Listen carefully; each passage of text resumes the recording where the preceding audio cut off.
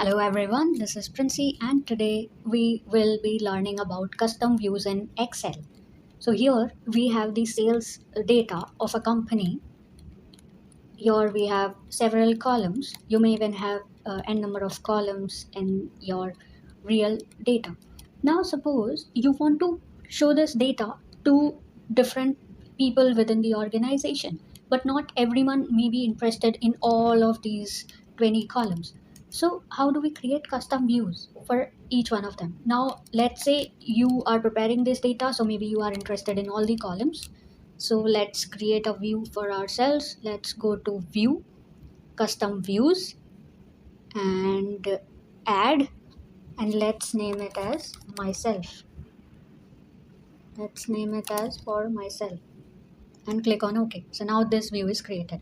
Now let's say we are showing this to the sales manager and we may not want to show these columns like cost, how much of the cost we are incurring. So we may not want to show these, and so let's hide them.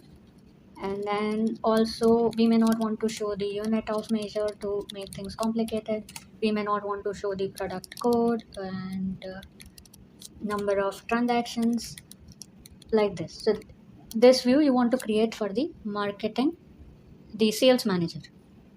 So click on add and say sales manager, click on OK. So now how is it useful? So suppose now you so how can we view these? Go to custom views and let's say you want to view all the columns. So click on for myself and click on show. So now you will be able to see all your columns. Now let's say you want to show to your sales manager. So here and say sales manager and click on show.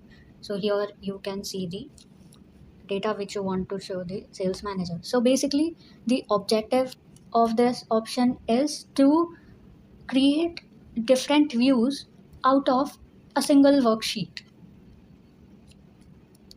I hope you liked the video. Thanks for watching and please do share the video with your friends and colleagues, and also do like and subscribe to the channel. Thank you.